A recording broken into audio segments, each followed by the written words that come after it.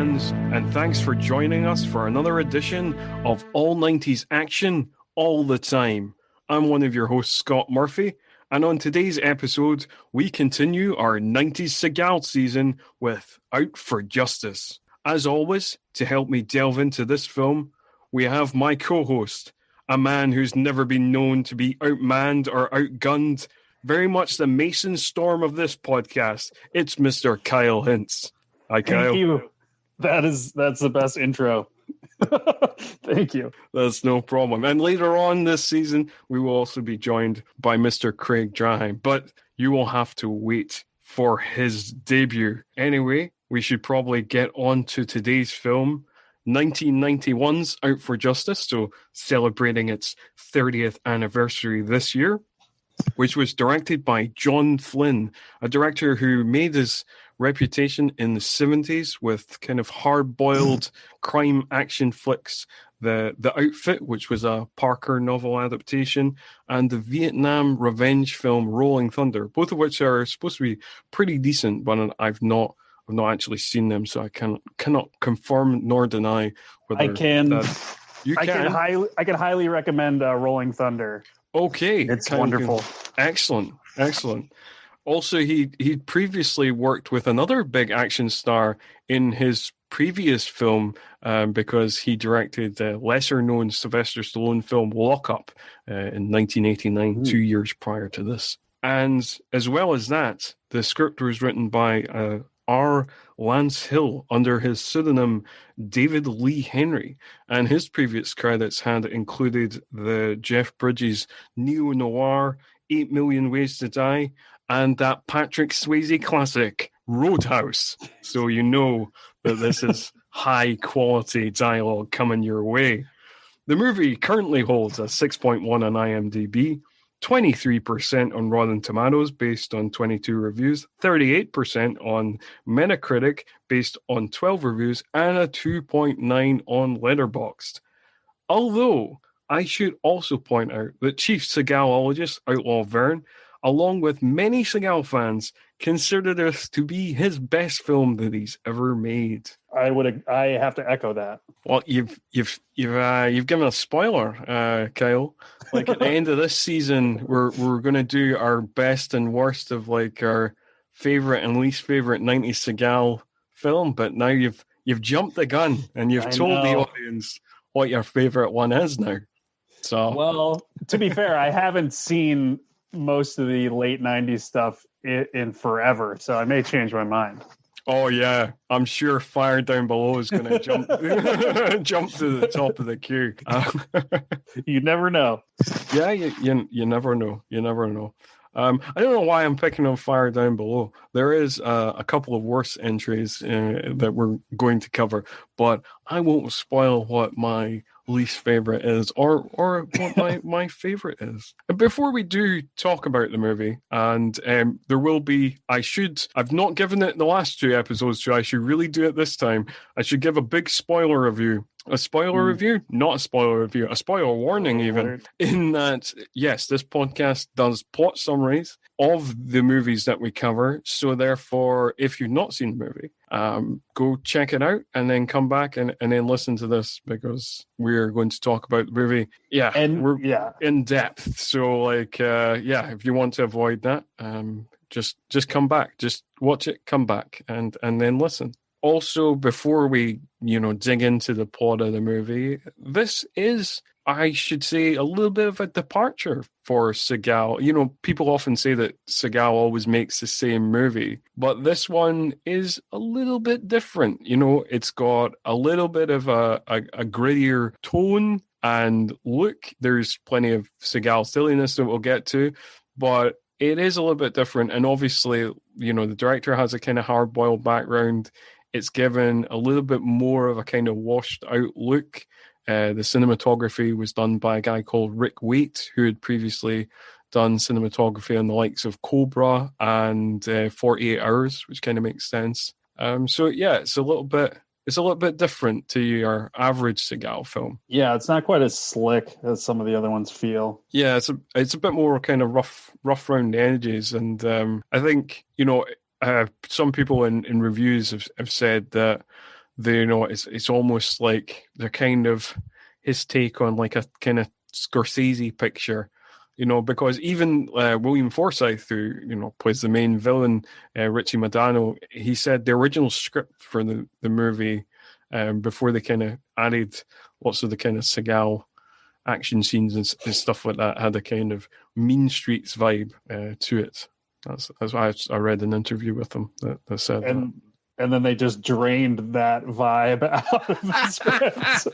I suppose, like, in the kind of barest bones of, like, like friends turned enemies in a New York neighborhood, the madness of William Forsythe's character, kind of, and all the Italian stuff. Yeah, for sure. So I suppose at this point we should get into the plot of the movie. But before we start that, as the movie opens, it opens in absurdly pretentious fashion for an action movie with a quote from Arthur Miller, which I wrote down. Says,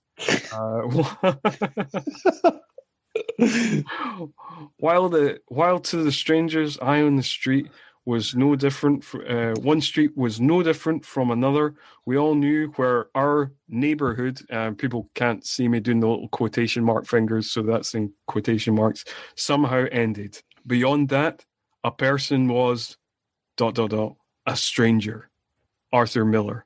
And then it says like play right, raised in Brooklyn. And so, yeah. Yeah. Don't expect that from a Seagal movie, do you? Don't expect that to make sense by the end of it. Oh, no, not at all. I suppose there's something to do with, being all about this one neighborhood and everybody's connected, and I mean, it doesn't add up to a hill of beans, really. I think they just wanted to stick an Arthur Miller quote in there to kind of give full profundity, full credibility, make them look a bit more serious than they are, maybe. Although I do get the sense that probably there was different visions for this film, like based on John Flynn, the director's previous back catalogue. You would assume that he was looking to do something a bit more hard-boiled and gritty, which he kind of gets, and then probably Seagal pushed the movie in a certain direction, which he had the power to do as one of the producers on the movie. Yeah. Well, that, and based on what you were just saying about the script supposedly being more like Mean Streets, then it would make sense, because there's those hints of all this backstory, but it doesn't really become front and center. Yeah, well, apparently there was some kind of butting heads with the studio as well. So the film was originally titled The Price of Our Blood, which was actually one of the few things that Seagal and the director agreed on, that they both liked this title, The Price of Our Blood. And the studio didn't like the title and wanted to stick with the kind of 3-word formula that had been such a hit in Seagal's other pictures. So they changed the title for Out for Justice. And John Flynn's original cut of the movie was longer, substantially longer. Okay. It was about 2 hours, so it's like half an hour longer. So apparently you do get more kind of character detail and background, and basically more plot. It's a less streamlined movie. This is a very streamlined movie. That's cool. Well, yeah, I would watch that extra 30 minutes for this movie, I think. Yeah. So apparently you do get more on like Richie and stuff, and that was kind of one of the other interesting things that came out of looking into this movie a bit, researching this movie a bit, was apparently Seagal got them to cut a few scenes from the movie because he was basically scared that William Forsythe was stealing his thunder and wanted less William Forsythe. Oh, wow. Well, that's, totally understandable, because William Forsythe is an actor and Steven Seagal. Yes. Yes, like I have to say, like you can make fun of this movie in many ways, but Williams Forsythe's performance is objectively great. Yes, it's fucking insane. It's one of those performances like because he reminds me of a Gary Busey kind of guy or one of those guys that's kind of gone nuts. It's one of those performances where you're like, is this where it happened? Is this where it started? Did you play this character and then just start to fucking lose it? I very much know what you mean. Like, I mean, William Forsythe often plays characters like this. I mean, like, he is equally intense in, like, when he's playing that sheriff character in The Devil's Rejects. Oh, yes. That is a fucking performance in that movie as well. It's underrated. And I think that's, like, his last really great acting role. Yeah, that's, like, that's the last kind of tour de force performance that I saw by him, I have to say. Yeah. But he's really great in that. We should probably get into what happens in this movie and what happens to these characters. So the movie, as all Seagal movies at this point anyway, has like a really strong opening scene.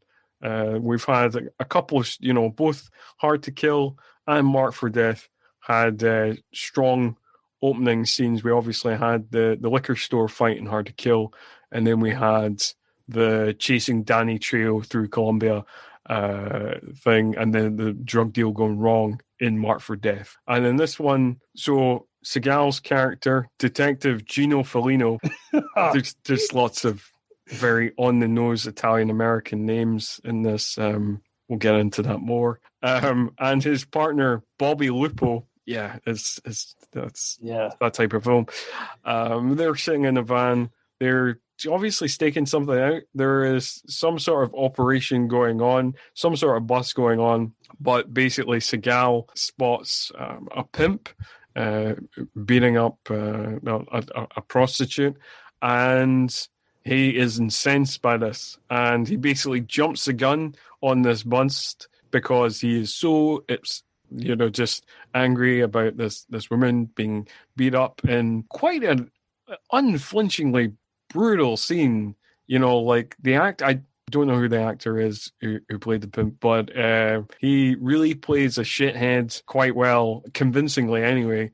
And it's an intense scene. And there's one point he just like full blown punches this woman in the face. It looks absolutely really horrible and ugly. But then Seagal comes onto the scene, and it becomes much more of a just kind of silly action thing where he's like, hey, stop picking on that woman. Like slapping around women. Why not try slapping around me?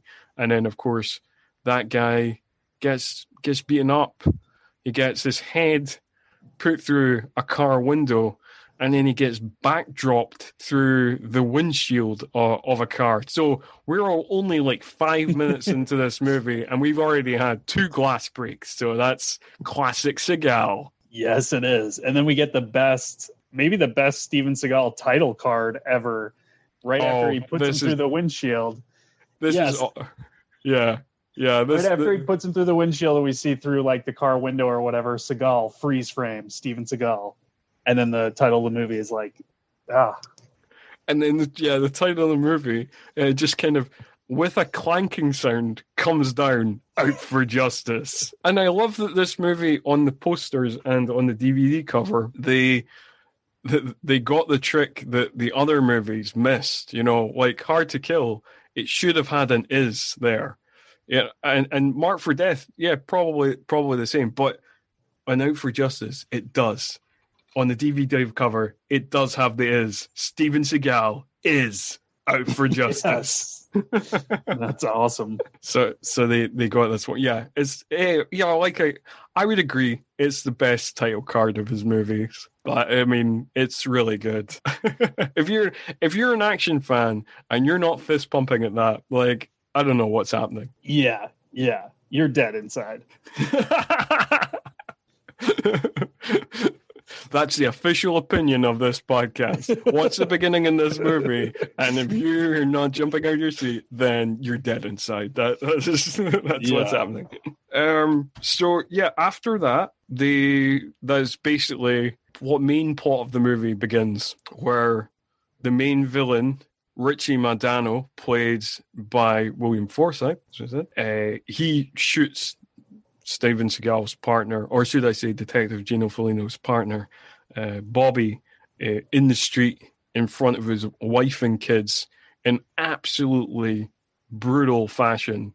I didn't count how many times he shot him, but he shot him a lot. And then he spit on him, and then he threw a Polaroid picture on him that will be important later. Yes, which will be an important plot point later.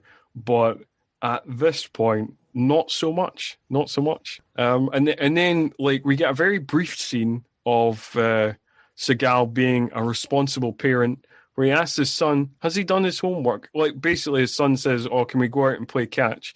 And Seagal says, have you done your homework? And the son says, no. And Seagal goes, okay, go and get your ball and bat then. Responsible parenting from Seagal there. Yeah, fuck Always. Homework. Baseball's more important than homework. Well, and we must note that now Steven Seagal is in this great sleeveless shirt that's going to keep coming back up. Yes, it is. Oh, we should also note that in this opening scene, Seagal speaks in his normal speaking voice. Not something he does throughout the movie, but we'll get to that in a minute. The next kind of point is like, just again, we have the we've already seen Richie being a maniac by shooting Bobby several times and then spitting on him. So we've already established, oh, this guy's evil, this guy's the main villain. But then we see him getting away in a car with his thugs, and he just lights up a crack pipe. He takes a post-assassination hit of the crack pipe, and then they get stuck in traffic, and there is a woman who starts shouting at him, and he just gets out of the car, grabs the woman by the hair, shoots her in the face, and then jumps back in the car with his goons. Just so you know, 100%, this guy is evil with a capital E. Yes, he is. He's totally fucking lost it. And not only that, we have all of his goons too are let us know that he shouldn't have just killed Bobby Lupo. He shouldn't have killed this woman. That he's like, even they are shocked by his evilness. Yeah. I know. And like, even his, like, he's an interesting villain because like he's not got a plan. There is no plan for world domination. There is no plan to take over the neighborhood. There's no plan for anything. He just wants to kill Bobby and then just go on a murder rampage and believes that he's going to die at the end of the day, because this movie basically takes course over like 24 hours. Which is weird because there is a montage a little bit later that feels like a passage of time. And then you find out again that it's still just the same day. I'm like, wait, what? Yes, it does. There is an investigation montage later on that you think like, oh, right, they've been gathering evidence for a few. No, all right, that happened over the course of an hour or something. I don't know. It's all a bit confusing. But yeah, his goons seem scared of him, like, because in the kind of first scene that we see Richie, he's like takes out a bunch of money and says like, oh, if you can get to the end of the night, you can have this money. And one of the goons says, well, how long can the night be? Turns out very, very, long. Very long. And one of these goons we should mention, you mentioned the liquor store robbery. And that is true. Yes, the leader of that gang is now a member of William Forsythe's gang, so he's moving on up. Yes, that is very true. So Robert Lasardo, he who we last saw getting his ankle snapped off in a liquor store, is back in this movie as another thug who is, well, he's not going to make it to the end. He's not, but he make it further. He makes it much further than he did in Hard to Kill. So progressing really, it's a step up.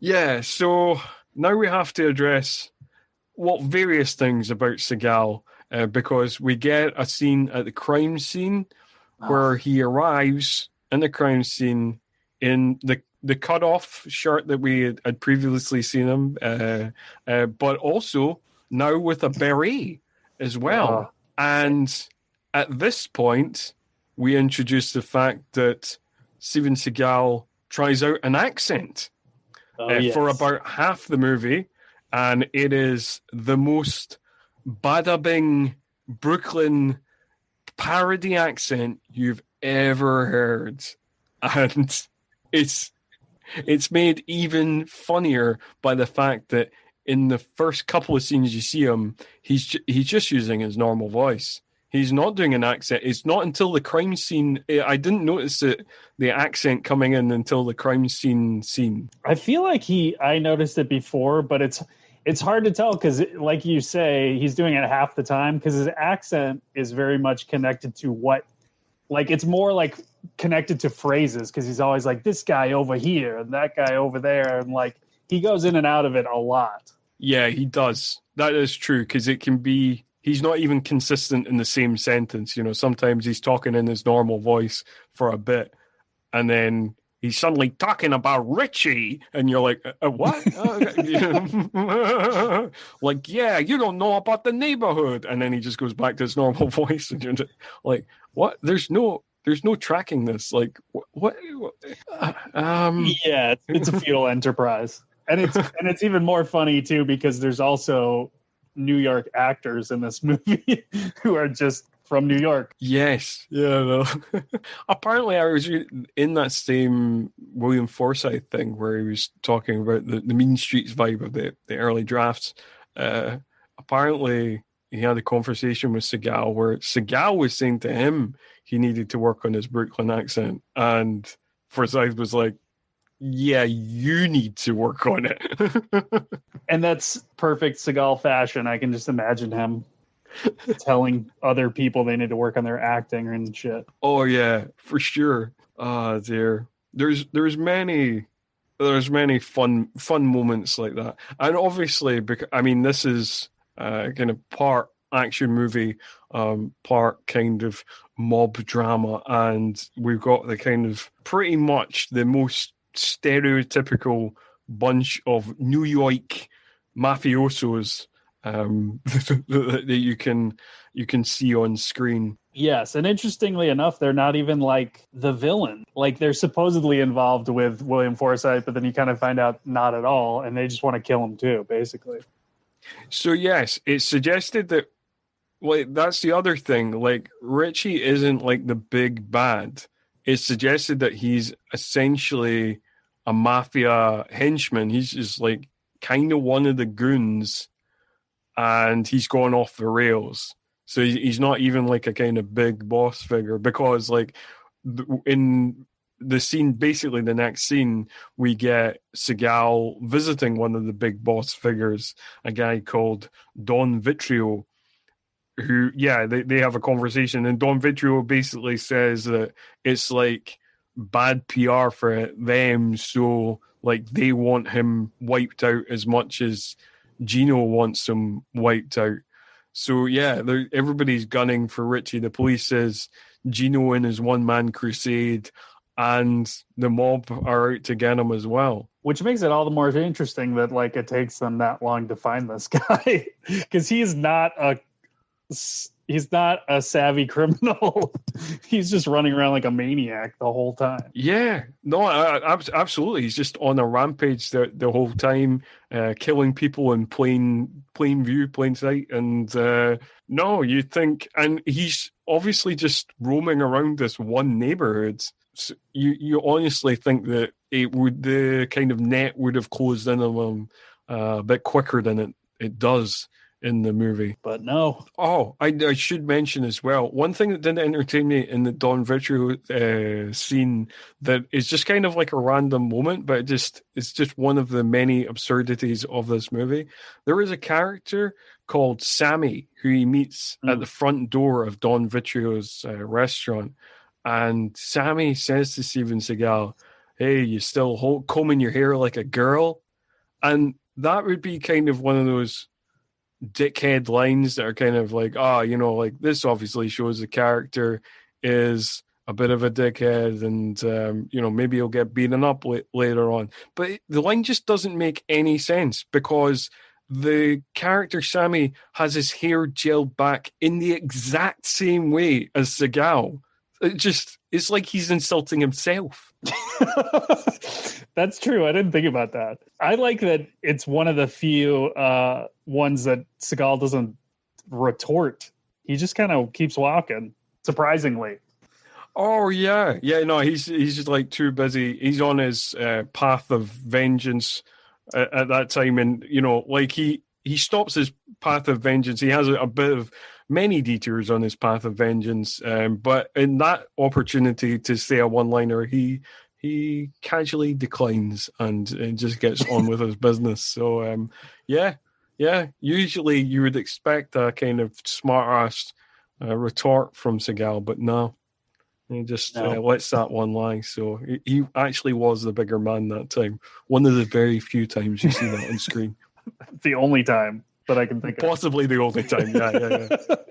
But Don Vitrio as well in this scene actually says the original title, The Price of Our Blood. Does he? Yeah, he does. It does. Because I read the thing about The Price of Our Blood, it stuck out in my mind. Okay. Well, and also, so we do get Seagal speaking Italian, or at least what's supposed to be Italian, in this sit down with Don Vitrio, which is pretty great. It's another moment of like Seagal egoism, trying to show off his language skills. Oh yeah, no, there's you got to love a bit of that, where Seagal has to show off his many skills. It's like, oh, have I told you I can do acupuncture? Let me show you on screen. Oh, do you know that I speak a little bit of Italian, Spanish, Chinese, Japanese? Yeah, we know, Stephen. It's very impressive. We're all very impressed. He's a man of just many cultures. He is indeed.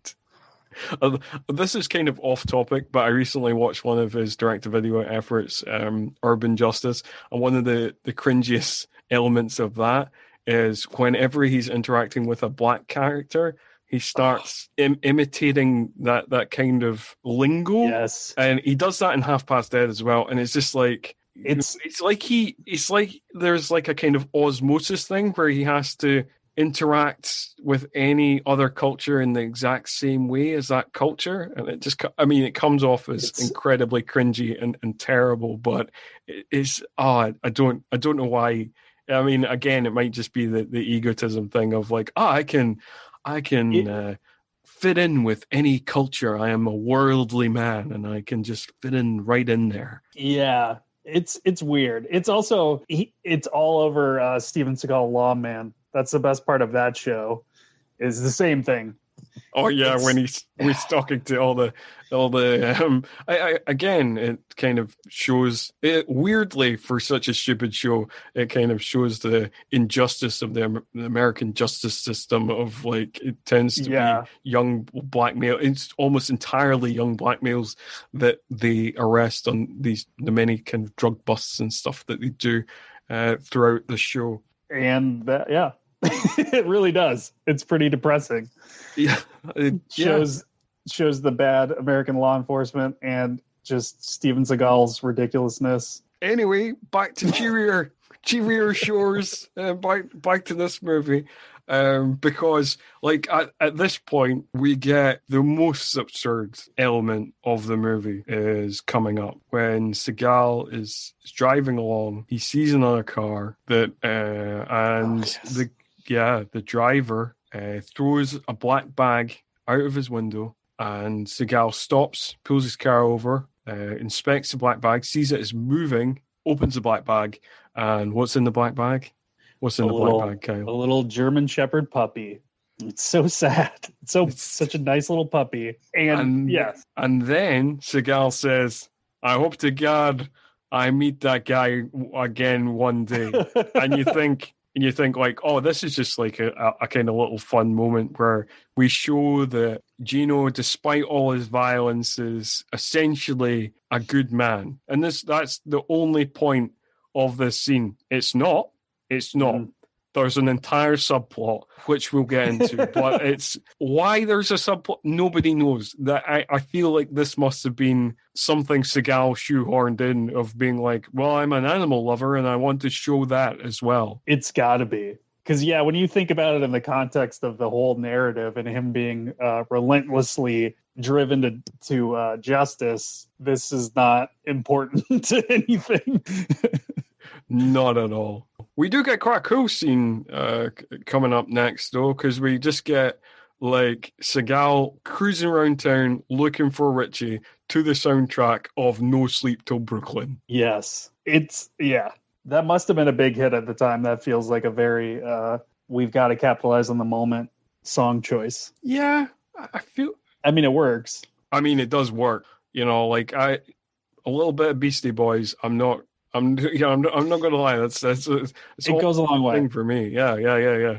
For sure. I'm not going to crap on that decision. You know, like Beastie Boys on your soundtrack, cool.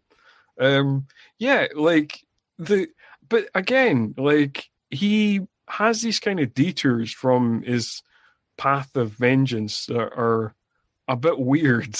You know, like he pulls over, talks to a guy, yes. Buys a 6-pack of seltzer from him because if you're on the path of vengeance, you got to keep yourself hydrated. Yes, it feels like the tangent we were just talking about. Though it does feel like.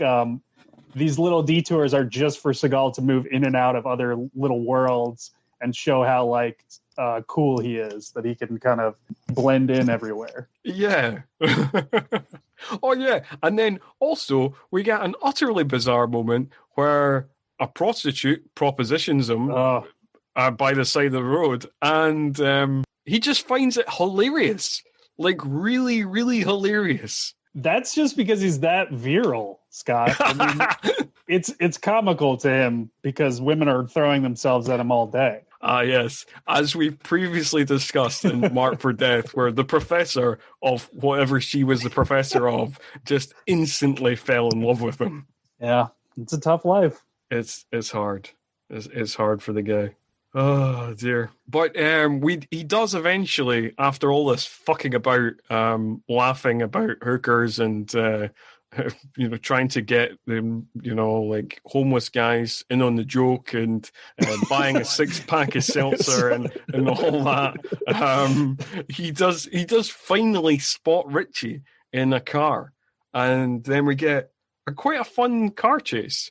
And I feel like, again, this kind of notifies the difference from his last couple of movies, because the car chase in Marked for Death is like just this kind of ridiculous action movie car chase, very early 90s. And you can kind of sense, even though it is equally ridiculous, you can kind of sense that the director is going for a kind of slightly grittier kind of French Connection style car chase in this movie. It's not like on the sidewalk, people diving out the way, like busting over various things. You know what I mean? Yeah, it's pretty gritty. And especially with Steven Seagal driving sort of under this, he's like under this bridge that has these support beam, like concrete beams or whatever, but like I guess they're little pieces of sidewalk, but he's just going over like a ridiculous amount of bumps and destroying the shocks of this car. Yeah, I mean, by the end of that, the car really shouldn't be going anywhere. But it's Seagal's car, so it is. Yeah, because it's unstoppable. The car is also extra virile, so it can just go, it can plow through those. Yeah, because it goes under this bridge for like an elevated train, and just bouncing off these kind of pavement bits. But it continues on its way. Oh, but this is one of our first really good fight scenes. There is a bunch of as much as we're making fun of this movie and its various absurdities, there is some very good fight scenes in this movie, and one of them is coming up. Basically, Richie and the guys they pull over the car and they run into a butcher shop, and because basically every second person in this neighborhood is a mafioso or associated to the mafia, realism.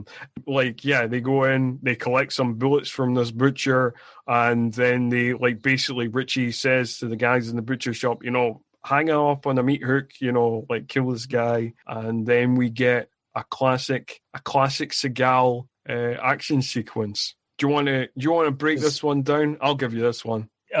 We just get a great butcher fight. So these guys just wait to ambush Seagal, and we get a lot of meat cleavers in the hand. Yeah, you can break it down beat by beat. Well, I do love that. So there is a guy standing waiting to surprise Seagal with a meat cleaver, and he has no success in this because he does not surprise Seagal. Seagal immediately sidesteps him and puts the meat cleaver that he has in his hand into his leg. And then he takes that same meat cleaver, like after beating up another guy, he takes the meat cleaver out of one guy's leg and implants it in another guy's hand. And it's top drawer entertainment, almost as top drawer entertainment as the next guy that he beats up, where he's explaining to the guy, like, hey, like, Richie's a bad guy, like, my friends don't like him, your friends don't like him, I think you're hanging out with the wrong people, and then proceeds to bat him over the head with a big sausage. Which is not a metaphor for anything. That is literally what happened. They're in the butcher shop. He bats him over the head with a big sausage. It's pretty priceless. It's also amazing that I guess they're underworld figures, but I don't feel like Richie's gang is that large. No. But they're loyal to him enough that he can literally run in and say, hey, kill this guy, and then run out the other door and leave, and knows that they're going to do it. Oh, yeah. But that's the neighborhood. That is the neighborhood. We should also mention this also has a kind of classic. I mean, apart from that, where he's just hits the guy with the sausage, it has another classic Seagal being a smarmy asshole moment where he's like talking to the butcher guy who pulls a gun on him, and he just kind of talks him down and just being like, why you gotta be a bad guy like that? Why don't you be a good guy? And then, like, just twists his wrist off, and then, takes the gun off him and just casually strolls out the shop because Seagal is that much of a badass. Yes, he is. Anyone else would have gotten shot because that guy had ample opportunity. I think there's a scene coming up as well where Richie visits, like, well, not a girlfriend, but like a woman who we seem to believe was a prostitute but now isn't a prostitute, and it doesn't really further the plot any, but it is interesting to mention because the actress who plays this character is Juliana Margulies in her debut film role, and then of course she would go on to fame in the likes of ER and The Good Wife. So I'm sure this is still high up on her CV, but ER. Some of her best work, yeah. It's right up there. Oh yeah. So and then just not long after that, we get possibly the greatest fight scene in Seagal's career. The bar. Yes. So there is a bar that is owned by Richie's brother, Vinny. Now, Vinny Madano is played by Anthony DeSando, and he's already been roughed up a bit. He's already been visited by the mob because, they want Richie, as we've said, they want Richie as well. So they're kind of looking for Richie like everybody is, and think that Vinny knows where he is. And Vinny denies any knowledge of Richie, of knowing his whereabouts at all. But they kind of threaten him and say they'll come back. But then Seagal comes in, and he also demands to know where Richie is and believes that Vinny knows his whereabouts. But apparently Vinny does not. Whether he does or not is unclear. Whether he's just trying to be loyal to his brother, but we kind of assume that he actually doesn't. But I mean, if the butcher shop had a little bit of classic Seagal being a smarmy asshole, well, oh boy, this scene is just full of it. It's the ultimate smarminess. He throws a guy, as we go into this back and forth of has anybody seen Richie who killed Bobby Lupo? Why did he kill him? He is throwing these goons around so casually, throwing a guy in a phone booth. Like, I feel like he slaps another guy. He kicks a guy off a stool. Yes. He goes behind the bar and just starts tossing everybody's drinks all over the place. And one of the funniest Seagal being a smarmy asshole is like after he like knocks the drinks off the top of the bar, he just grabs a hot dog and goes, whose hot dog is this? And then just throws it at some random people.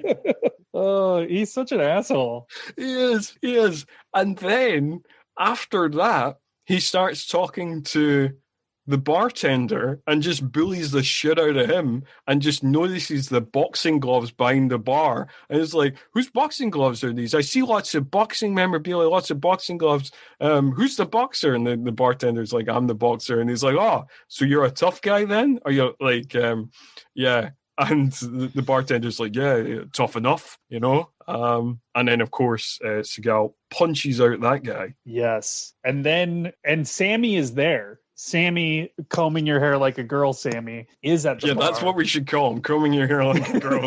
And he is throughout this constantly saying, oh, he's nothing without his gun and his badge, blah, blah, blah.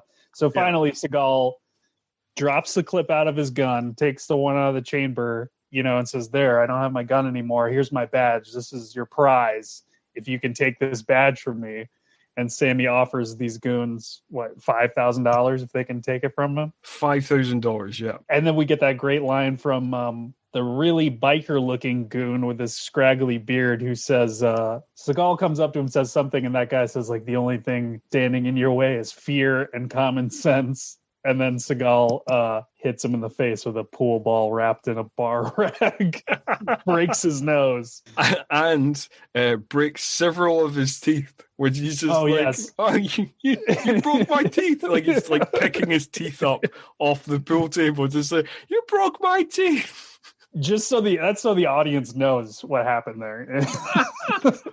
There's a bunch of that as well, because there's another moment in the fight scene where a guy jumps up on a pool table and tries to attack him, and he kicks him in the balls, and he's like, "Oh, my balls, my balls." I feel like that's another Steven Seagal thing. Like, let him. I feel like he's got to be there. Like, tell the audience how much it hurts when I hit you. Oh yeah, for sure, for sure. And then we also get in this sequence, in the many fights in this sequence, where you're just throwing people around. And the guy he bullies the most is like the guy he stuffs into a phone box. He does that twice. So like in his like first circuit of the bar, he just stuffs this random guy into a phone box. And then after he's fought like basically the whole bar, he stuffs that same guy back into the phone box again after he's only just escaped the phone box. And that guy's never, that's it. That guy never like does anything in return. He never attacks him. He never says a line. He just gets rammed into a phone box a couple of times. Like, he might have just been an actual guy just getting a drink there. There's no sense that he is one of the mafioso goons or whatever. He's just like, what? Why? What? I mean, but that again is just the thing where it's like you're in the neighborhood, so you're fair game. That is true. And we should mention as well, in this fight scene, there's a really cool moment where a character called Sticks is kind of called upon by the gangsters. They're like, hey, he's obviously just sitting around waiting for fights, waiting to be called on, because he's sitting with his arms crossed, being like, just looking all broody. And so he's waiting for his big moment, and is actually played by legendary martial artist Dan Inosanto, who was one of Bruce Lee's students and one of the only certified Jeet Kune Do instructors. So he is something of a martial arts legend. Presumably that was a kind of Seagal cast, that one. And he sticks, and he's got 2 sticks, and basically Seagal fights with his. That's how those nicknames work. And then Seagal breaks the Poku in half, and they fight. They do a kind of stick fight, and it's pretty cool. It's pretty awesome, yeah. And it's yeah. I mean, presumably, like, between the two of them, between Seagal and Inosanto, they probably did the choreography for that themselves, and it's well done. And it's kind of disappointing that Styx never comes back, because he seems like the coolest goon out of all the goons. Yeah, he is he has no lines, but he is by far the most charismatic goon. He just sits on his stool, waiting for fights, waiting for somebody to go, hey, Styx, get that guy. And then he gets calmly, he doesn't rush, calmly gets off his stool, picks up his stick, and gets to work. I like to think Styx had good enough sense as this plot is getting more insane to just step away and not get killed by Seagal.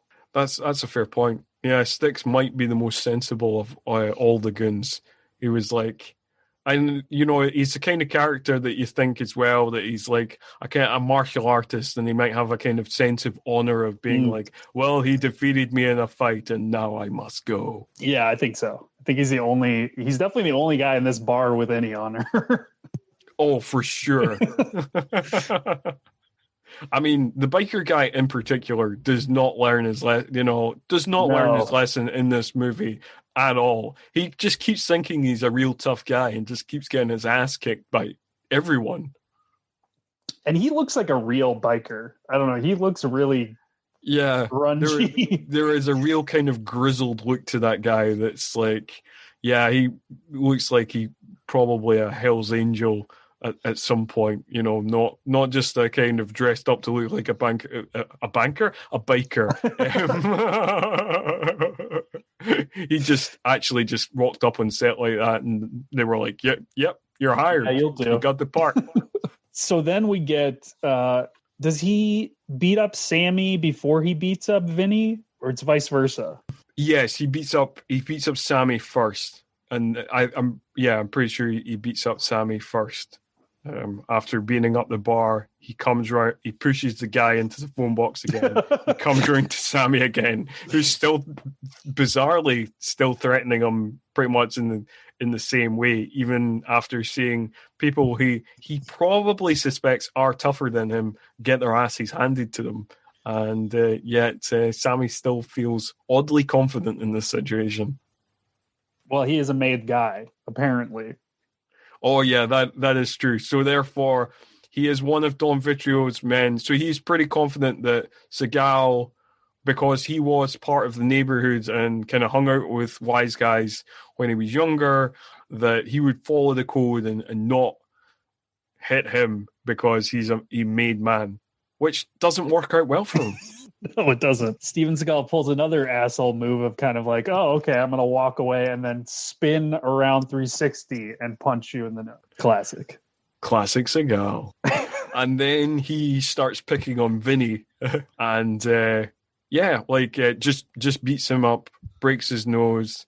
Vinny tries to go for a gun, slams his hand in the bar. And that's Vinny.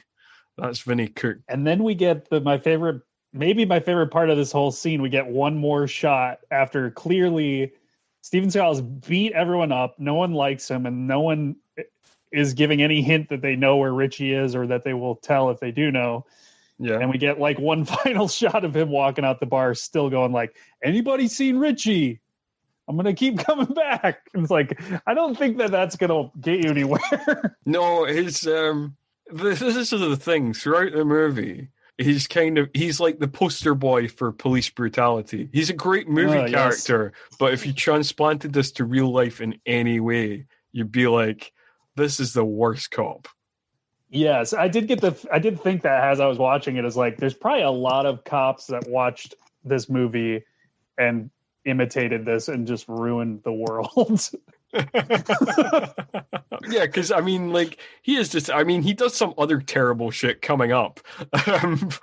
Yeah, but his MO is just, I'm gonna strong arm and throw people around, Like there's a scene we'll get to later, but there's parts where he's just going through people's like offices and literally just throwing papers around as if that's like gonna get him somewhere. And you're just like, you're the worst detective ever. Yeah, I mean that's the way to ingratiate yourself with people, you know. That people are likely to give up information where you just fuck up their shit. I mean, but again, you say that, but we don't know that we're not from the neighborhood. Yes, that is true. We don't understand. We are not from the neighborhood.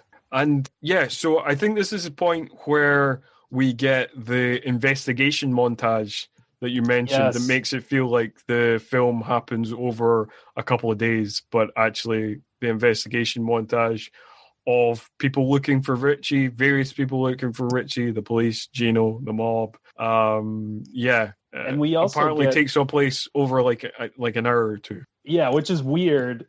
And maybe it's stuff that they cut, because looking at it, a lot of it did seem like it was part of a scene, part of the same scene that they maybe just made into a montage, like that raid and stuff. But we do get to see a very young John Leguizamo get slapped around for a second by William Forsythe. Yes, he does have a very small cameo as a character named, credited as Boy in Alley. Yeah, and you literally blink and you'll miss him. Yeah, you really have to look out for it. I mean, like, the main reason I was looking out for him was I have been reading Vern's Seagalology book, and it's mentioned in the Out for Justice chapter. And I've watched Out for Justice a bunch of times, hadn't really noticed it, and so I was looking out for that scene, and I was like, "Oh yeah, that is John Leguizamo. That's cool." And he's gone. And he's gone.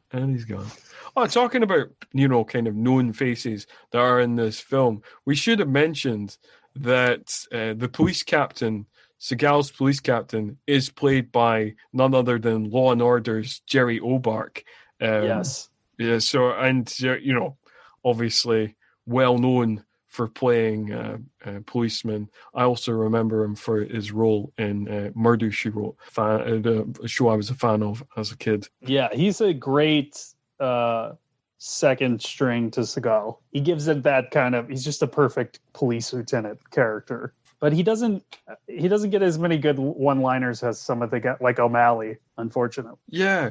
Although, weirdly, I want to mention this as well, right? So on the back of the DVD, it suggests that Jerry Obark is his partner, not his captain. Like this on the back of the DVD, it basically says that Brooklyn-born and raised cop Gino Fellino has seen many changes in the neighborhood, quotation marks. One sad one is that boyhood adversary and criminal scum Richie, William Forsythe, has turned the local streets into a war zone. He's a mad dog unleashed, who Gino is more than willing to send to an eternal obedience school.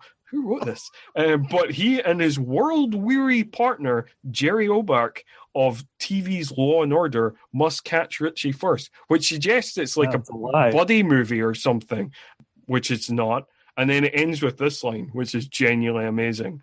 With Seagal's remarkable Aikido skills commanding center stage, Out for Justice is out of sight. Yes, and that's actually true. That's the best review of the movie. In that last line, yeah, for sure, that's accurate. But the previous line about him and his world-weary partner, I was like, have they watched the movie? Like, that's... The only true thing is the world weariness, because because Jerry Obark characters are always world weary. Yeah, but he says the world weary cop line at some point. I can't remember the scene, but he does say, "I'm getting too old for this shit." Oh yeah, he does. Yeah, I can't remember the exact moment in the movie like you where that is said, but yeah. Yeah, that's weird. Classic. Typical DVD lies. Typical B-movie DVDs. Getting the plots wrong. I'm sure that happens in a bunch of Seagal movies, you know. The DVDs don't add up. Well, all that's important is they mention the neighborhood once again. Oh, yeah. In quotation marks, as always, you know, the neighborhood. Yeah. Oh, yeah. Coming up, we get another just, like, absurd scene in this movie where Richie is driving along with his goons. Well, he's been driven by one of his goons, and a couple other goons are in the back of the car. And Robert Lasardo's character, who gets way more screen time than he gets in Hard to Kill, is talking about the mouse problem in his apartment. Yes. And then there's just this whole scene that's just this conversation about like him having this mouse problem, and then like a couple of the other goons saying like, you should just shoot the mouse, just kill the person below you, that's fine, and him trying to explain the impracticality of going around your house shooting a mouse, and then the scene is ended by Richie just being like, shut the fuck up about the fucking mouse. which you're waiting for the whole conversation. It's funny. The shooting through the floor, though, is funny because that's one thing we did forget to mention about the bar scene just before this. There's a moment where Seagal fires around through the ceiling, and Vinny says, like, what are you doing? Like, somebody could be up there. What do you think you're doing? And Seagal's like, nobody's up there. And Vinny's like, how do you know that? Did you check up there? And Seagal's like, no. And you're like, yeah, that's pretty damn reckless, dude. Yeah, I kind of, again, that's just a great Seagal asshole moment where he's so confident that his opinion is correct. It is the actual truth that it doesn't matter. He can fire through the ceiling because he knows no one's up there, just through his sheer Zen power. Yeah, he is. Yeah, I was gonna say there's like a Buddha. He is Buddha. He is the asshole Buddha of the world in that scene. I now want there to be a movie. Steven Seagal is asshole Buddha. That would be amazing. He's got the figure for it these days. Yes, for sure he does. But back to shut the fuck up about that fucking mouse. I think again, we should point out that William Forsythe is genuinely great in this movie. He's really just the best thing in it, basically. And his performance is so off the chain. He's so convincing as like this drugged up lunatic. And the absolute best thing about this scene in the car, about this fucking mouse, is like you can just see him like boiling inside, like just through his eyes, like in the scene. He doesn't say anything, but you can just see from his posture, from the way he's holding himself, from the anger building and building inside him. And it's really quite a fun scene. Yeah, pretty much every scene he's in is like that too, where he's just so good. Like you said, you're just waiting for him to explode. I'm worried about like every other actor with William Forsythe, because I'm like, I think he might actually hit you or something. I don't know. Yeah, no, for sure. They're like, you do have that kind of fear. But we kind of move away. We move away back onto Gino's mission for revenge. Oh, again, he has a brief detour again because he holds another meeting with Don Vitrio. He meets up with Don Vitrio at a restaurant. He then proceeds to insult him a bunch of times, and that's basically pretty much the end of that scene. But then after that, we get one of Steven Seagal's couple of attempts throughout the movie of serious acting. Yes, and the moral of this monologue that he's about to give, I don't know what it was supposed to be. No, it didn't seem to have a real point, did it? So basically, He tells this very long-winded story about this guy who was known in the neighborhood as Uncle Pino, obviously some big mafia goon, and then he takes young Seagal to the cinema, but basically beats up a guy, sticks a guy in his trunk of his car, and keeps him there. And young Seagal, he's supposed to be like 9 years old in this story, starts worrying about this guy in the trunk that he's died, and convinces Uncle Pino to let the guy go, and he opens the trunk up, and the guy just like shoots off and runs away. And Yeah, he tells this in a very long-winded and convoluted fashion, and then basically suggests that this was the thing that made him want to be Yeah. a mafioso wise guy, but then he became a cop. And it's Yeah. not explained in the monologue why the sudden change of heart. It's just like, well, No. God works in funny ways.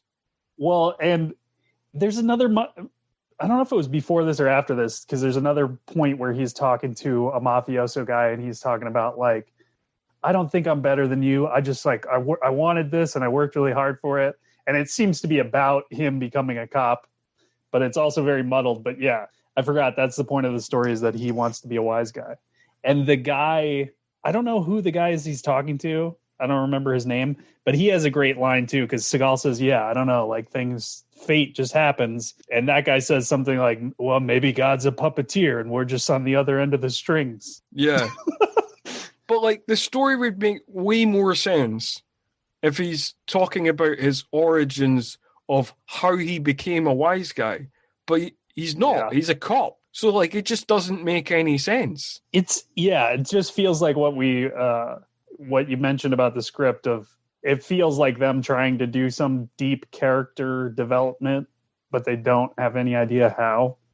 So so this is what we get. Yeah. Because like it kind of, yeah, I mean, the thing that the monologue reminds me of, obviously it's not written as well, and it's from like this other monologue is obviously from a much better movie, but it's kind of like the opening narration to Goodfellas, where Henry Hill's being like, I always wanted to be a gangster, I always knew I wanted to be a gangster. But like he's not. He's a fucking cop. Yes, exactly. Well, yeah, it feels like the whole underlying thing they're trying to get across that never really works is like Richie and Gino like were coming from the same neighborhood, and they're kind of cut from the same cloth. Yeah. Yeah, they could have been the same person, but they weren't. But yeah. Yeah, but the conjoiner of like why that happened, why they chose those forking paths, is not explained at all. No. Well, and it's also not established that they were like friends, which I feel like would have been more poignant had they been like really close childhood friends that grew apart. Yeah, but again, this is a sort of thing that might be in the 2-hour version of this movie. I don't know, because there is a couple of references to it being like, oh, it's this guy from the neighborhood. I knew this guy from the neighborhood. And it is clearly established that Seagal had some sort of relationship with Richie's father. But yeah, not that they were kind of close buddies. That, like, I think there is a kind of small suggestion that, like, basically Bobby, Gino, and Richie all grew up together and were friends, but it's not. You kind of have to read between the lines to kind of pick that up. There's just like tiny little clues that might have been the case, but then at the same time, it also just feels like they were people who kind of knew each other in the neighborhood. They weren't necessarily friends. And if you're watching a Steven Seagal film, you're not someone that's interested in reading between the lines. You want something a little bit more concrete. But I do hope that the other 30 minutes on the cutting room floor from the director's cut is just more Steven Seagal serious monologues about his childhood. Yeah, I mean, we get another one not long after this. But we got a couple other things that we have to talk about before we get there. Because our favorite thing to talk about, Steven Seagal being an asshole. So, like, after this, Steven Seagal is back on his path of vengeance. And his next stop is to visit Richie's sister, played in an early role by Gina Gershon. And, he basically interrogates her. Well, basically bullies her. Like, kind of tosses her about. Like, he doesn't toss her about in the way that he tosses the villains about, but he basically grabs her by the arm and, like, kind of drags her about the place. And goes into her office, throws papers about her office, goes through her drawers, picks a gun up out her drawer that he's just like, yeah, this is probably unregistered. I can probably arrest you for this. And just shouts at her, threatens at her, fucks up her shit, and as all the best police officers do. And what you have to love is, you said it before in the bar scene about Vinny, like, we get the feeling that no one actually, like, Richie does not seem like he's told anyone what he's doing. He seems totally unhinged. And she seems like she genuinely doesn't know anything, but she's going to jail. Yes, she's going to jail. And he doesn't even arrest her for, like, the thing he states in the first place. He just makes up that she's, like, a prostitute. Just like, you know, like, yeah, I'm arresting you for this. And then he bullies somebody else to be like, is she a sex worker? Yeah, I've seen her on the streets. For $10. For $10. And then he, like, mocks her for that, of being like, you think you could get at least 15, you know? Like, it's pretty ridiculous. That whole bit is like, I feel like you can't get away with this. No, I feel like somebody would step in there. It just seemed pretty damn ridiculous. Before that, though, there is one key plot point in that club. Before he bullies Gina Gershon, one of the waitresses brings him a napkin with the name Roxanne written on it, which, who's that? We have to find out. And there's also, like, another great little dialogue in there where he's talking to Gina Gershon, and he asks who that waitress is, and she says, who? And he says, the one with the nipples that could dial a phone. Yes, that was right. You just can't beat that dialogue. That again, you do wonder, is that a Seagal improvised line? Was that in the script? I mean, to be fair, you know, like, the guy who wrote the script was the man who wrote Roadhouse, so it could be his, you know, line for all we know. It could be either. But the other thing to me that made it funny was she is, like, dressed in a kind of Playboy bunny type outfit, but you can't see anyone's nipples. No, so it doesn't make a lot of sense. Like a lot of Seagal lines, there's not a lot of logic to it. But whatever, yeah. Yeah, so his monologue doesn't make sense. You know, but then again, lots of characters. It's like we established that Sammy guy, his initial asshole line didn't really make sense either. So yeah, a lot of the lines in the movie don't necessarily add up, even though they kind of like, well, that sounds kind of cool, or that kind of sounds kind of funny, but they're not necessarily got any real logic behind them. No, there's no logic, but it is all entertaining. Very entertaining. And we get more of, like, kind of everybody's an asshole in this movie. We get more of Richie being an asshole. He's hiding out with a wheelchair-bound friend who owns a garage.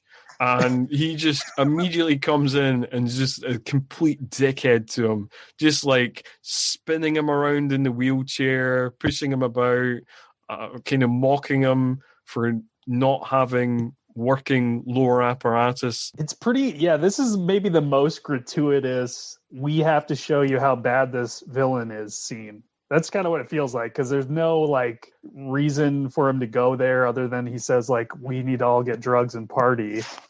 That is true. It is, like, another one of, like, those classic, how evil is this guy? Well, let's show you. I think that and the woman who he shoots early in the movie, and you know, like, those are the kind of two scenes that do feel just, like, completely gratuitous, of, like, they have no other purpose, kind of plot purpose, other than, like, this is how evil Richie is. Although, once again, I mean, the only saving grace probably is William Forsythe, because he is so convincing that you're like, okay, I guess I buy that this guy is totally has no plan. So I guess that's what he would be doing. I don't know. Yeah, no, that's a fair point.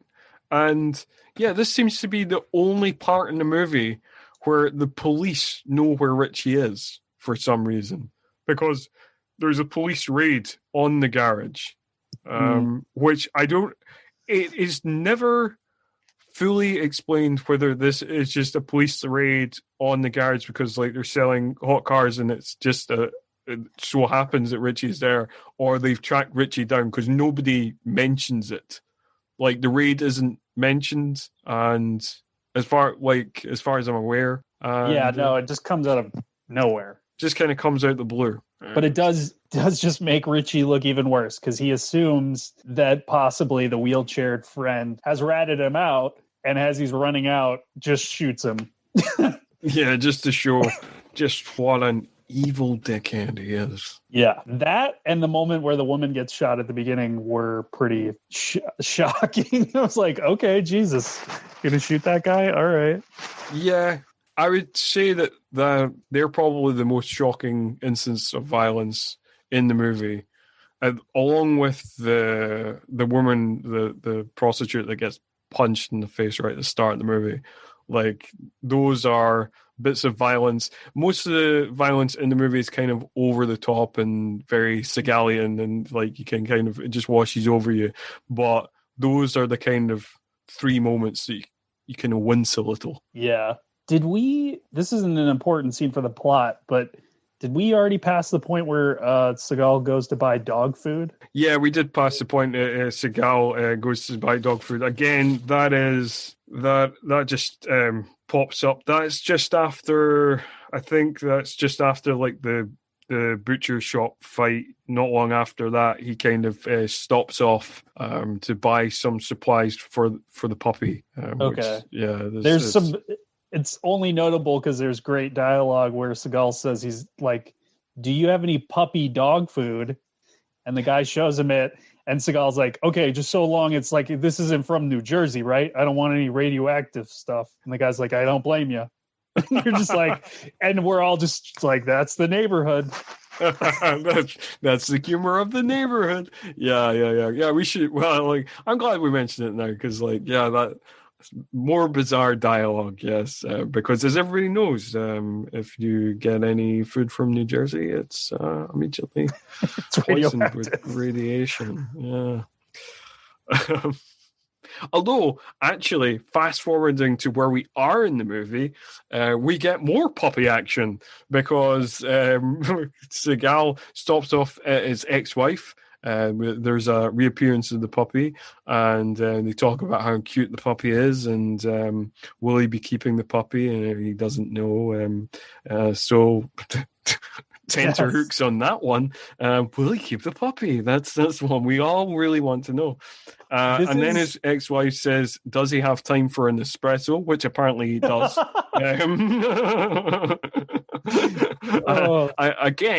Again, won't be strayed from his path of vengeance, but, he's Italian-American. Of course he has time to stop for an espresso, because we're all just big stereotypes in this movie. That's how it works. This is the point also where, as an audience member, you may go, oh yeah, he has that puppy. Yes. That keeps appearing. Beating and murdering people. I guess that puppy was just waiting in the car. Yeah.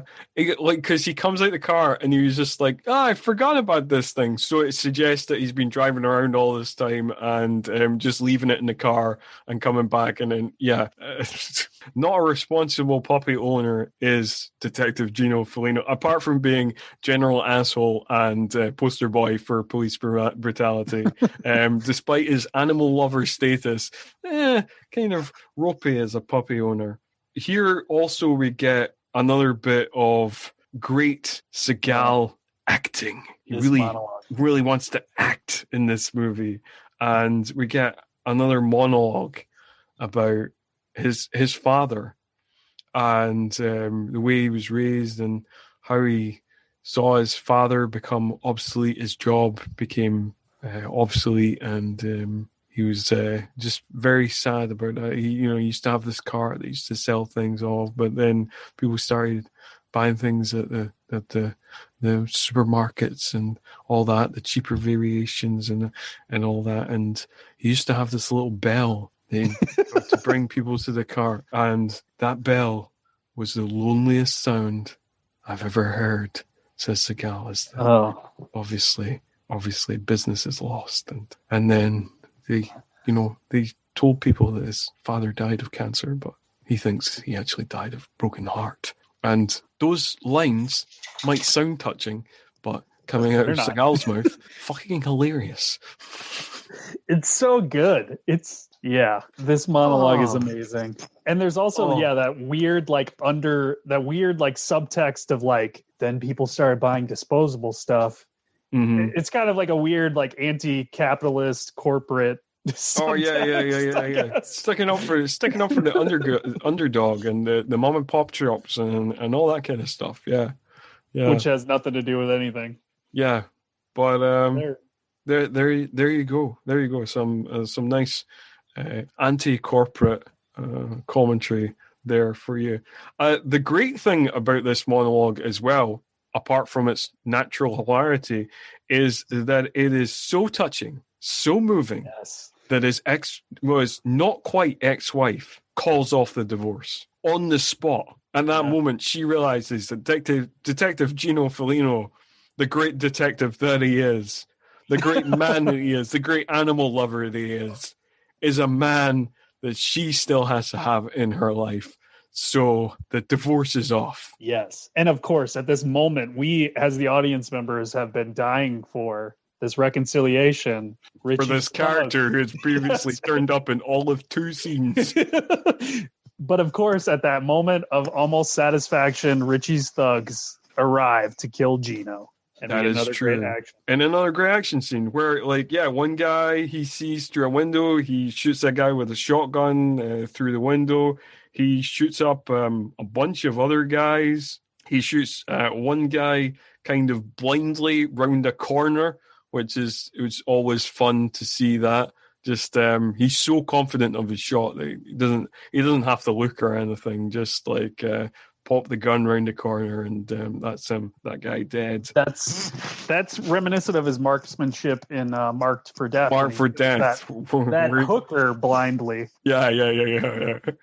He just comes around that corner. He just shoots off the gun, just not looking at anything, just firing off a million bullets randomly. You know, the thing about this one in kind of comparing and contrasting, he hits the mark first time in this one. He just gets the guy. He looks blindly in the corner and shoots. And he gets the guy. Whereas that hooker, he shoots about 11 times and hits her twice. Well, and the difference there being, I guess, that the hooker was in Colombia. And that might have thrown him off. I don't know. Yeah. He's more accurate in the neighborhood. Yes. It all comes back to the neighborhood. He also, the last thug. Yes. You can take the last thug. Yes. The great moment, the last thug drops his weapon and says, oh, you're not going to shoot an unarmed guy. And Seagal says, no, of course not. And proceeds to throw him through a window and off of a fire escape. Oh, it's so good. So after that shootout, we kind of cut back to the club, and Vinny, who is probably the unluckiest character in the movie, because throughout the movie we've just seen him bullied. We've seen him bullied twice by mafia guys, and obviously once by Detective Gino, and now we see him being bullied by Richie, just pushed about, and generally being called a pussy by him for not being able to take out Steven Seagal despite having loads of guys, and that's I kind of feel sorry for Vinny. Vinny seems like a bit of an asshole, but I feel like he maybe doesn't deserve all of this. I mean, he really does get kind of manhandled and broken throughout the movie. Yeah, and he's not as big a piece of shit as Richie, at least. No, that's true. And actually, one of the other things I did want to mention, because just in terms of the acting in this movie, we didn't really mention that a couple of times we see interactions with Gino and Richie's father, who is just credited as Mr. Madano, who's played by Dominic Chianese, who most people will know for his role as Uncle Junior in The Sopranos, if you're a fan of that show. And he is the other kind of really good actor in this movie. And you actually really believe him when he's talking about his son and how sad he is about how off the rails Richie has gone and how much he breaks his heart that like his watching his son become a monster. You know, like pretty much most other people in this movie, when they try to be heartrending or try to give emotion, you don't really buy it. But like he is one of the few actors. I mean, basically William Forsythe, Jerry Orbach, and him are the ones who give actual proper decent good acting performances. Yeah, I would agree. And he feels particularly like the only person though that like that stuff where he's talking about his son and he's genuinely sad does feel like the only realistic stuff, and the stuff that like, okay, that's probably what the that's probably what the movie would have been like if it really was gonna be this mean streets kind of a thing. Yeah, because pretty much everything else feels relatively weightless, but when he's delivering his dialogue and he's talking about how crestfallen he is and how he's worked hard all his life and, seeing his son come to this and kind of knowing that the world would be better off without his son, you actually are properly drawn into that and believe that, and it is given a kind of real emotional weight that pretty much nothing else in the movie is. Yeah. And just as you're feeling feelings, it's time to move on to more action. more action. That's what we're going to get. Yeah, because we get like a shootout in the club between Richie's guys and some mob guys. Like we get some more classic the biker guy being a real dickhead to everyone. Yeah, he hasn't learned a goddamn thing. No, he's still bloody and missing teeth, and he's still like acting like he's tough. That's what I love about this character. He's just learned no lessons at all. Yeah, like you say, he's still like, I mean, he's not cleaned himself up from earlier. He's still bleeding out the mouth, carrying his broken teeth around, and yet still being a complete dickhead to everybody that talks to him, including mafia guys who could, easily wipe him out. You would assume, but he clearly has just the sort of confidence he has that I've never had. If I had an ounce of this man's confidence, then I'd probably be going further in life. Yes. Well, and it makes me wonder why that guy isn't like best friends with Richie, because they're both on the same planet of just craziness. Oh dear. And then I think it's kind of at this point we've Richie does a bit more investigating. We get a scene with him and the waitress Terry, who'd earlier passed him that little thing with Roxanne written on it, and we kind of discover what's going on. We've discovered the things with the picture. So the picture shows Bobby basically having sex with Richie's girlfriend. We think it's his girlfriend, and that seems to have been Richie's motive for killing him, and for killing this girlfriend, Roxanne. And those Polaroids are kind of hilarious looking to me. I don't know, just them posing. Yeah, it looks like kind of super staged. Like they've had. Yeah, they were like, oh, we're going to have sex in this style just for this photo. Like it really does look like a kind of posed for. And it's weird. It's the staging of those Polaroids is kind of hilarious. And apparently that Roxanne is Julie Strain, who was some like Playboy model or something like that. All right, okay. So fun fact, she doesn't get any lines.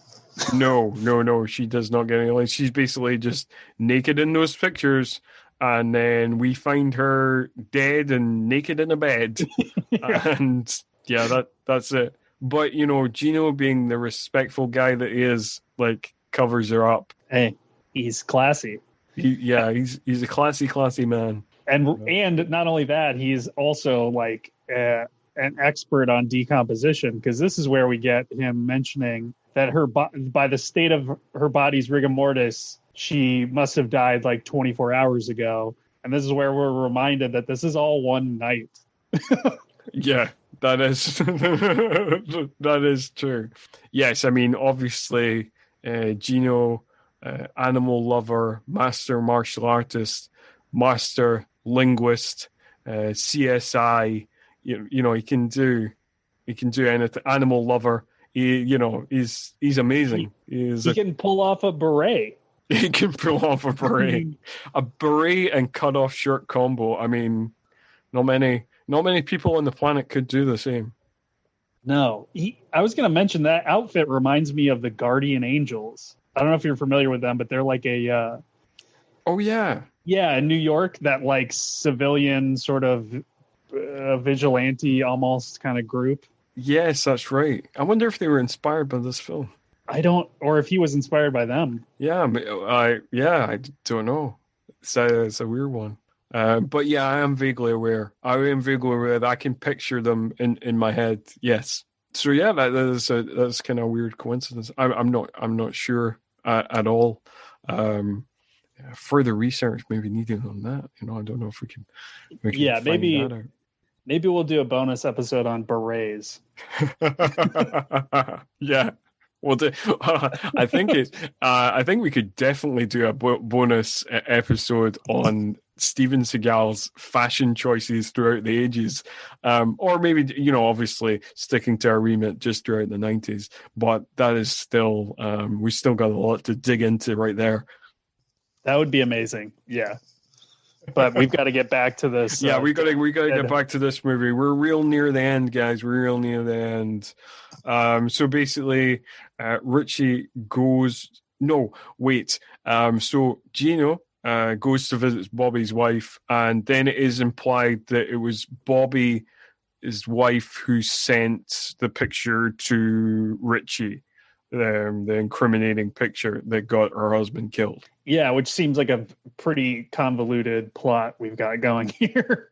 It is. I mean, for a relatively straightforward mission of vengeance film, yeah, there's a bunch of kind of convoluted subplots here that kind of really muddy things up a little. But and yeah, it's not. Again, it's one of the many things in this movie where it's not clearly stated. It's implied, and you kind of pick up on the conversation that we think that's what happened. She denies it, and then it seems like she admits it at the end of the scene, but maybe not. Yeah, but like it also doesn't matter that much why he killed him either, because like he killed his partner.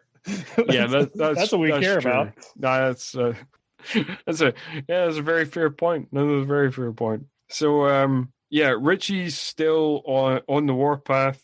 He goes back to Juliana Margulies' place. Her character is called Rika, by the way. I should have mentioned that earlier. And he wants to party. He's still wanting to party. He still wants to do more drugs. He orders hookers to be phoned up for his men because he wants to be a good employer. Like that's he wants to be. He's got to reward Robert Lasorda, who is still in the movie, right? At this point, yeah. He's still there. He's still in the movie. He survived right till very near the end of the movie. And in when we cut back to when the party is swinging, we see a bunch of other goons have appeared, and eagle-eyed horror fans might notice that one of those goons is none other than Kane Hodder. I did not notice that. Yeah, he is. Like when Seagal bursts in and starts shooting people, he's the second guy that he shotguns to death. Well, that's good because, yeah, it would have been better if Kane Hodder was the final villain. Yeah, that would have been cool. But no, he's just in it for like 2 seconds. Basically, you see him sitting on a couch when everybody's having a party.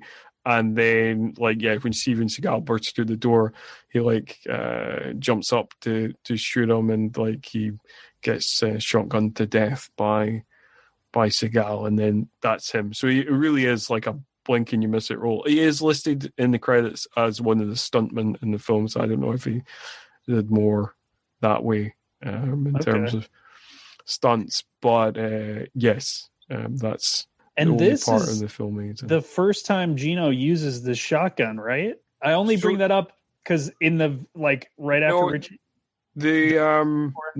No, there's a scene. The scene where they attack his wife's his reconciled wife's apartment. Like he shoots. Got a shot. He's got the shotgun there. Okay. Because he shoots that first guy out the window. With a shotgun. Yeah, you're right. So he has that shotgun in that scene. Don't know, shotgun previously hadn't appeared, so I don't know where he picked it up from, but yeah. Well, just lying around.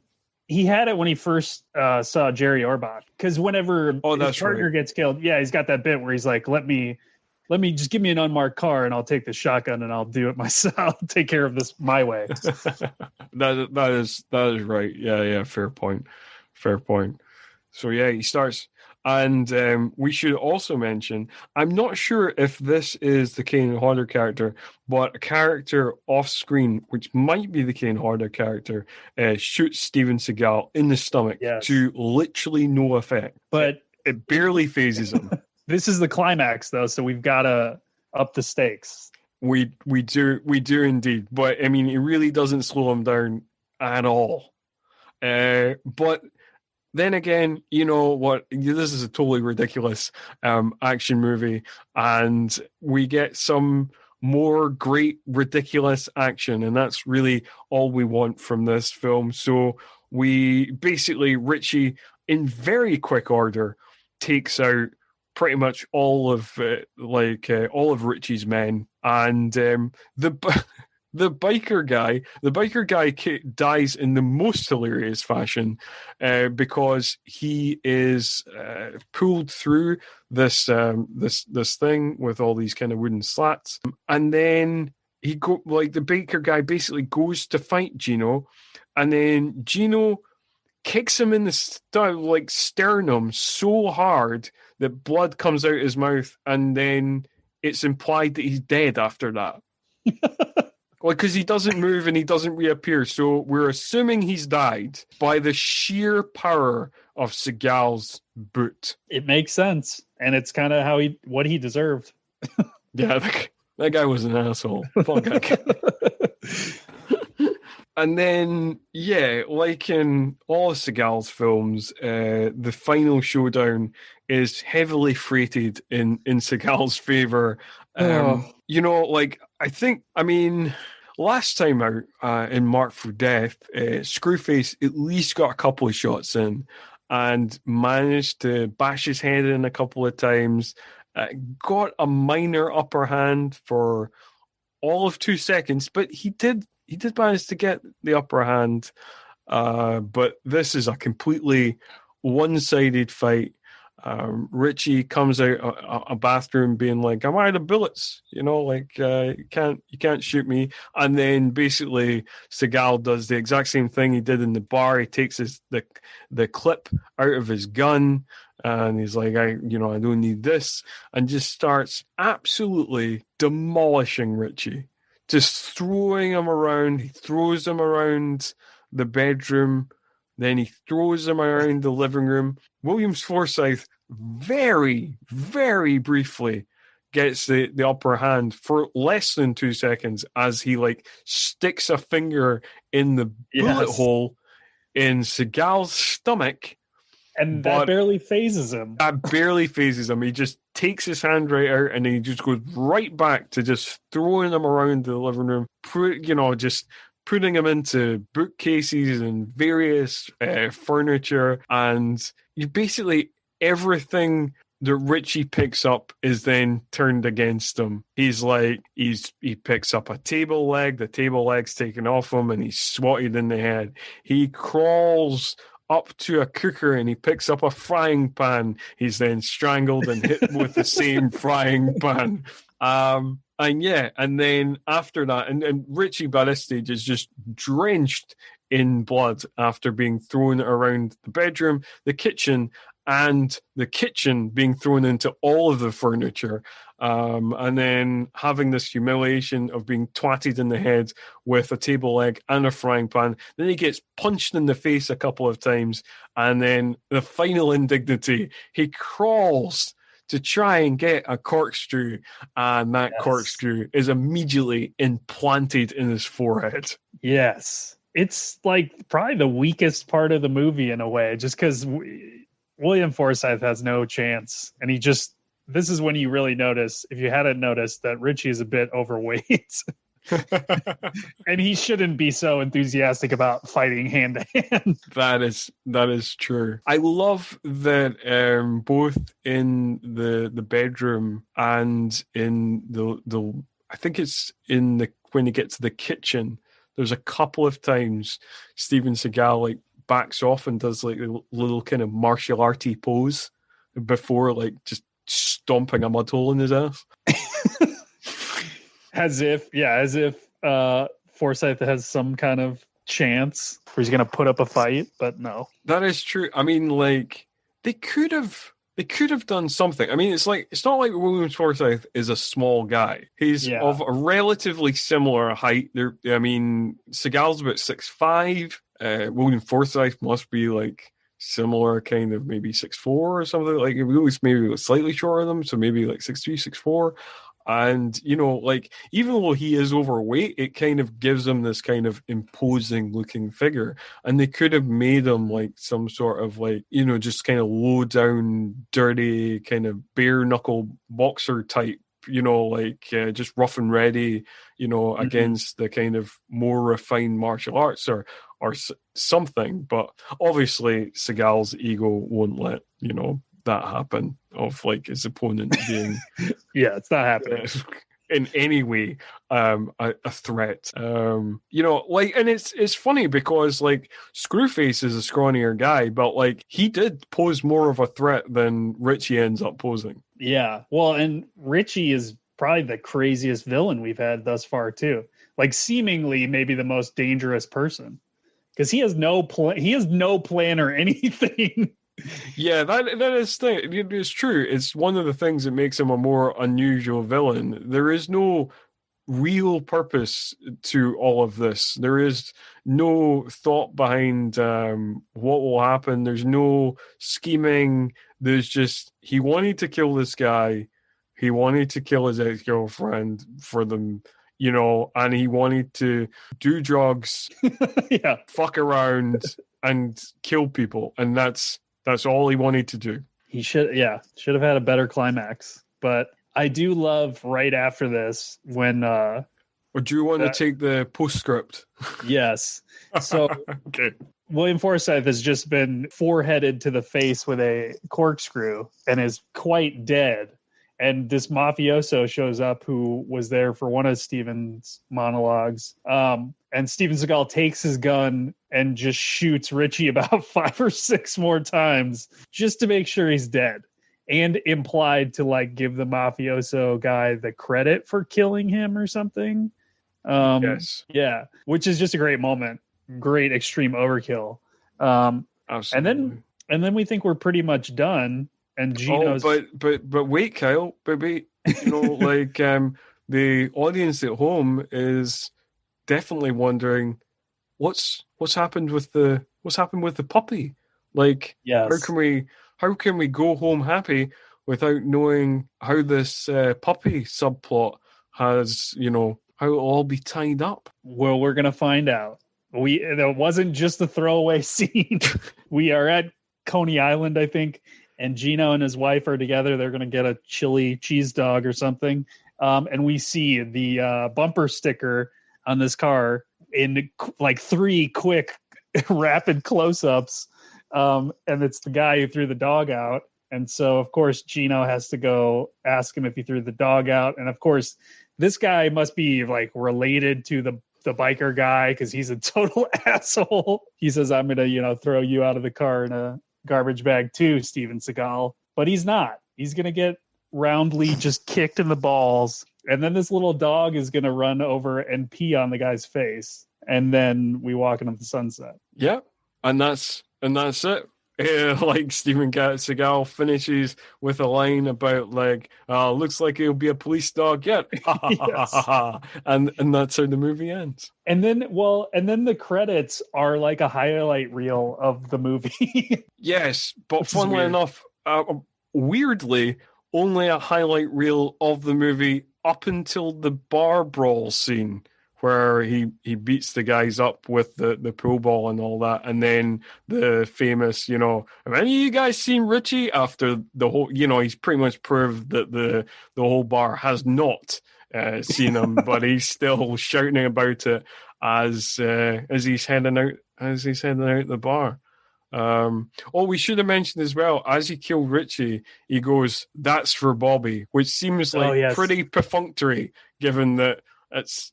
It's pretty obvious. It's pretty, he doesn't. He really doesn't need to add that. Everybody knows it. Rich, it's the whole movie. That's what the whole movie was based on. That you're getting revenge for your partner. You do not need to state to the audience that is for Bobby. It is another great Seagal acting moment, though, because he is like, I don't know what he's trying to do, but he's not succeeding. But it is a weird line delivery. That is very true. And then, it's end credit roll with the highlights, and we get a kind of blues rock song called "Don't Stand in My Way." That was once again like the end credit song in Marked for Death, co-written by Steven Seagal. This time, it was sung by Greg Allman of the Allman Brothers Band. Wow. And so once again, we think we're out of the movie and everything's over, but Steven Seagal is going to let us know he's still a man of many talents. Oh, yeah.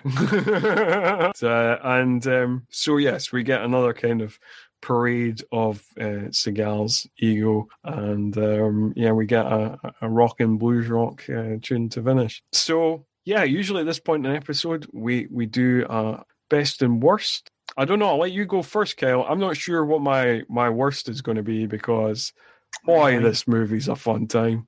Yeah, I don't know what's bad about it. I mean, what is even the best? There's so many good things. I mean, obviously the bar scene is like the best, but you know what?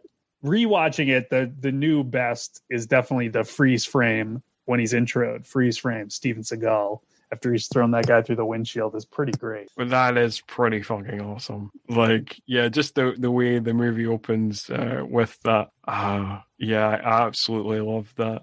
And it's the way, like you say, it's the way it freeze frames, and then in big, bold, grey lettering, you get Steven Seagal emblazed across the screen, and then the title card comes down with a clank, "Out for Justice." It's great. It's so damn good. I mean, I think we'll see when we get deeper into this podcast, but I'm like, that might be one of the best action movie intros there is. Thinking on it, it really stands out. Anyway. Yeah, it really does. It really does. It might get the award for best action movie title card. Yes. When we do awards for this stuff. Yeah, when we do awards, we get the awards.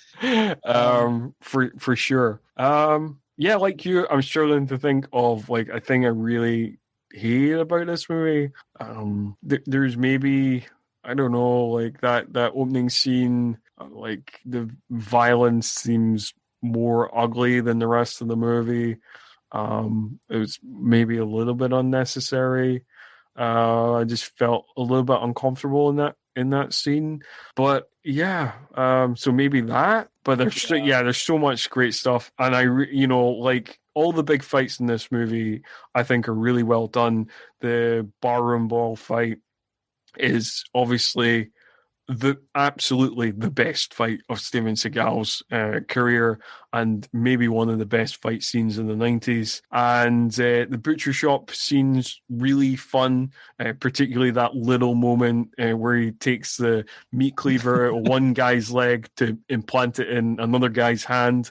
That was great. And the shootouts, there's a couple of good shootouts. The one at his wife's apartment, and the club shootouts, the shootout at the club is pretty decent as well.